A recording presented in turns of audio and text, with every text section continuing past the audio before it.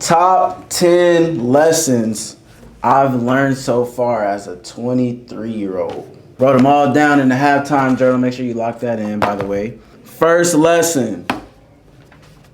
It's your fault. That has easily been the most life-changing mindset shift I've ever had. You know, most people in life that you ever meet, you'll realize the reason that they're not successful is because they're always blaming somebody. They're always blaming the weather or something external that happened, or somebody did this to them, or anything like that. It's easy to get caught up in that victim mindset. But bro, you are the creator of your life. You might not be responsible for what happens to you, but you are responsible for how you experience what happens to you.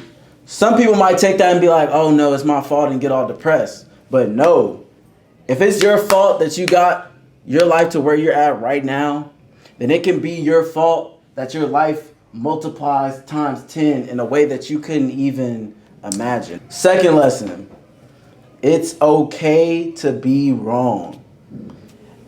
It's okay, bruh. I feel like ever since I was younger, I remember we be in class and I would be like the teacher would ask a question and be like, oh, what's 2 times 2? Boom, my hand's up. 4, right? I'll raise my hand occasionally.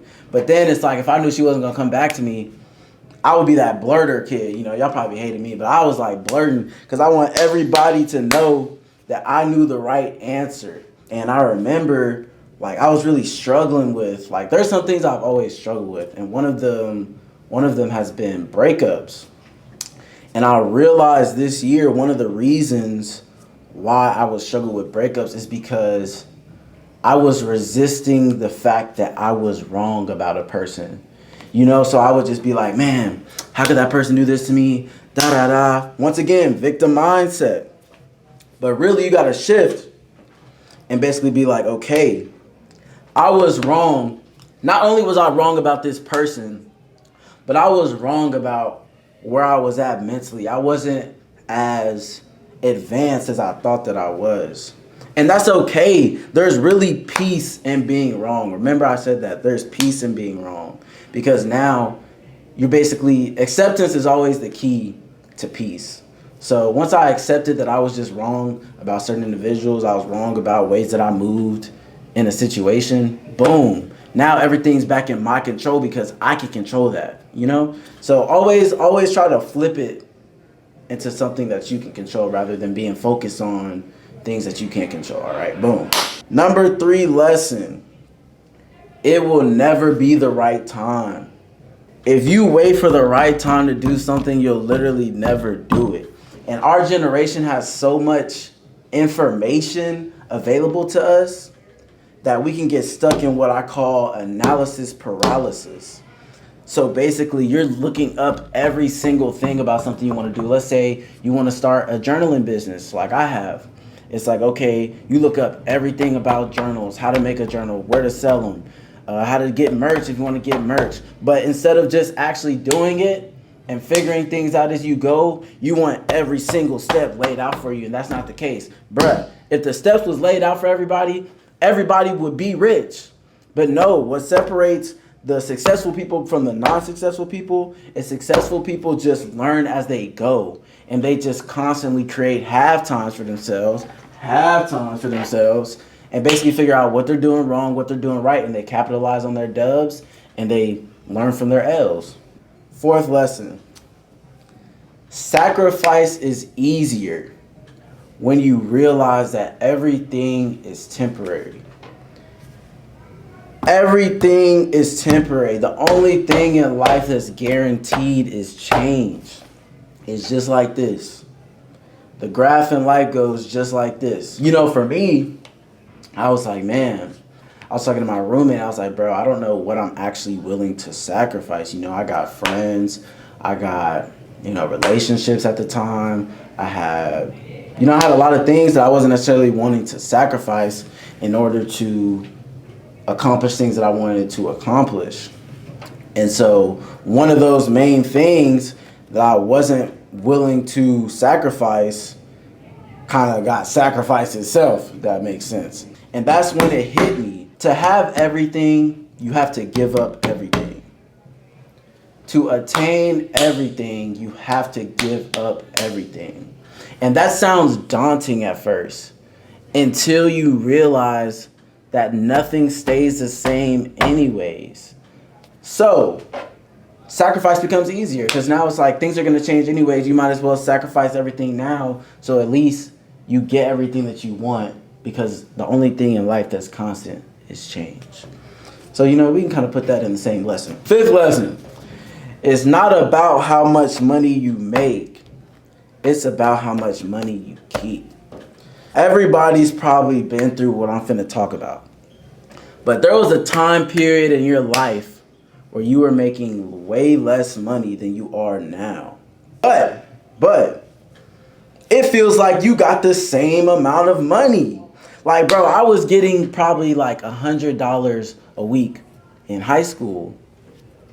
Now, I'm not going to say how much I make, but like I make way more than that. But for a while, it was feeling like I was making less than that. Well, why is that? Because I just started spending way more than I was back then. And you kind of just justify it to yourself. But in all honesty, if you really look at it, you didn't need all that stuff that you bought. You just had more money, so things became more available to you. The key to becoming successful financially, it's not about how much money you make, it's about how much money you keep. There's no point in becoming a millionaire if your expenses are $950,000, because you're just left with $50,000.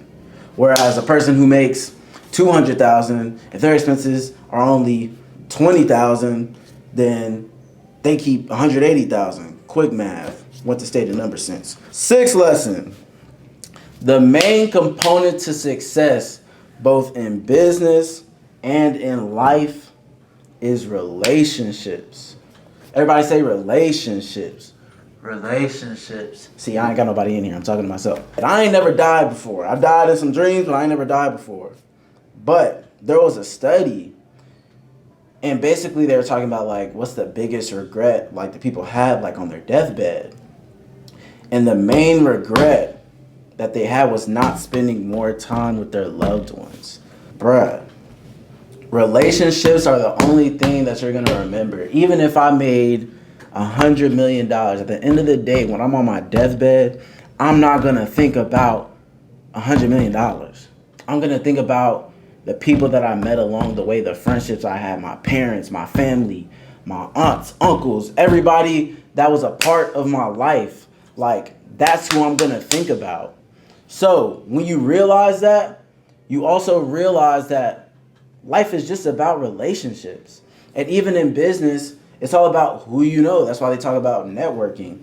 Every business success that I've had thus far has been because I knew people that knew people, and they basically gave me that opportunity. Now, do I have to capitalize on the opportunity?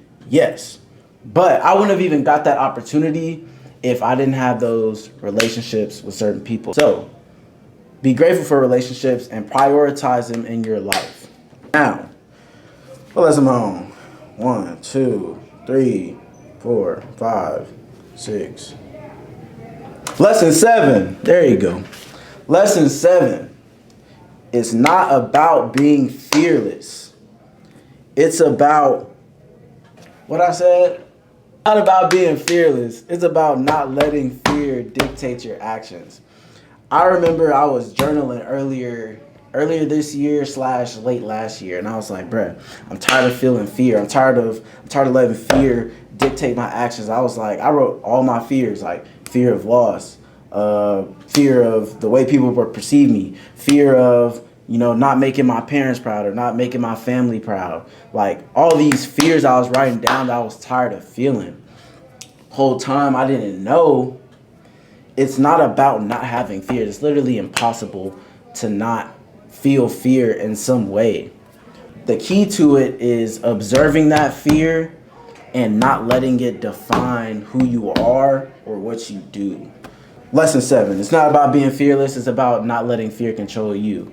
I might be getting in trouble for this video because I'm in the lifetime office, but hey, we'll see. Number 8. Suffering only happens where there is resistance in some way. This is for not even just for events.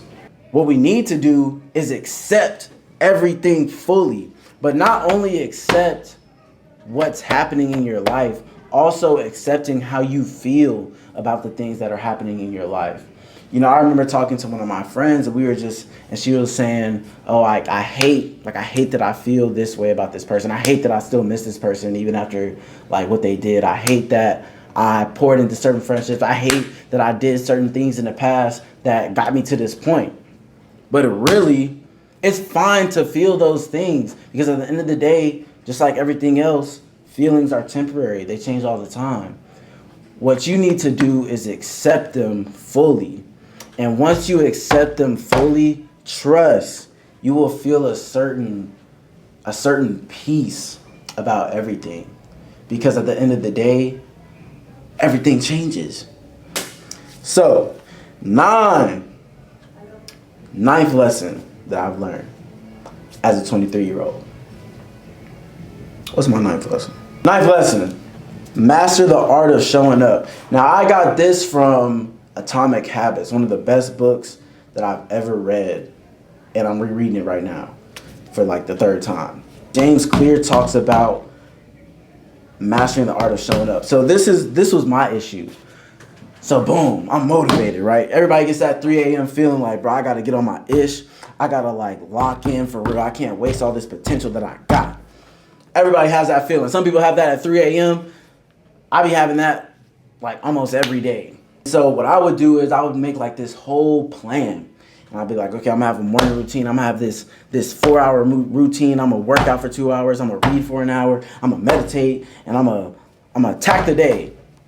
And I have like these flamboyant plans, right? I don't even know if that's the right word. Flamboyant. So basically, if I miss one thing, then I kind of be like, oh, well, I basically messed up my morning routine, so there's no point in even doing all the other stuff because I already messed it up. Either be that, or I'd be on some stuff like, dang, I don't feel like meditating for a whole hour, so I just don't meditate at all. That's not what you need to do. When you're trying to build a certain habit or build certain habits to create the person that you want to create in the future, the main aspect is showing up. Like, there's been times, even this morning, bro, like, I ran 2.5 miles this morning. I've been up in my miles. And it's like, I did not feel like running. But in my head, I was like, every morning, I'm just be like, I'm going to run to the end of the street. Whatever the shortest amount that doesn't feel daunting to me. And when I tell you, I've never stopped at the end of that street. But what I did do was I showed up for myself. And the more you show up for yourself, the more you actually start to believe that you are who you say you are. That's when you start to believe your affirmations. Like, if I'm saying every morning I am disciplined, when I show up knowing that I ain't feel like running, that's casting a vote for myself that I am actually disciplined. Because at the end of the day, your subconscious doesn't really operate on thoughts as much as it does actions. So when it constantly sees you showing up for things even when you don't feel like it, because you know your future self will appreciate you for it, and that's how you know that you're disciplined and you're locked in. Last and definitely not least, the 10th life lesson that I've learned as a 23-year-old. The power of best case scenario thinking. This has single-handedly been one of the main mindset shifts that I've made to where I've experienced the absolute most peace. Like if someone asked me what's the number one life advice I got, I'll probably say the power of best case scenario thinking. Everybody knows about worst case scenario thinking. That's really what anxiety is. So like when people say like they're anxious about something, they haven't accepted the worst case scenario and they're thinking about the worst case scenario. What I did was I basically shifted my whole thinking to, okay, well, if I can do worst case scenario thinking, then I can do best case scenario thinking. And what I do is I kind of practice the law of assumption with best case scenario thinking. I imagine the highest possible outcome for that situation, and then I just assume it happened. And when you constantly do that over and over again, now mind you, this takes a lot of mindfulness. This is why I preach about journaling and meditating and like different mindfulness practices to keep you locked in throughout the day, because it takes a lot of work to change your mindset. But I assumed it already happened. It already happened. If you don't remember nothing else, whatever your best case scenario is for your life or for certain situations, it already happened, and just live life in that peace. And then if it didn't, then once again, just keep practicing best case scenario thinking, like, oh, I'm going to get over it. There's going to be a time where I don't care about this. And then you think about past things where you were like, oh man, like I'll never get over this. But then you remember that you did. So it's like, use that for the future. It's like, okay, if that happened when I thought that I was never going to make it, that's probably going to happen for this too. Boom. Best case scenario thinking. Now I'm at peace. Now I don't care about nothing. Now I'm in Zen. Now I'm chilling. Feel me? So that's 10 lessons from a 23-year-old that I've learned so far. You know, I got a long way to go. I'm not saying I got everything figured out. And that's what I want this channel to be about. This is not about me telling y'all what y'all got to do. This is about me sharing my perspectives on what's worked for me and basically inspiring you to just create the best version of you, because that's what I'm doing. I'm locking in on becoming the best version of me, becoming the person that I was meant to be. And that's what I want to inspire other people to do with themselves. Shout out Halftime. Yeah, man, I appreciate y'all for watching the video. What do they say on YouTube? Yeah, like, comment, subscribe, all that good stuff. Check out my Instagram page. I got different stuff on there. And, you know, if you just want to lock in on your life, if you just like hearing me yap or anything like that, make sure you subscribe, man. That's what this channel's going to be about. It's going to be me yapping. Also, this is just for everybody that knows me. If you have a certain perception of me in your mind, just go ahead and let it go. Just go ahead and let it go. Because you're about to see who I really am. And in the past, you know, I didn't let myself, you know, be myself authentically. But that's going to change. So, if you think you know me, you don't, but you might. Feel me?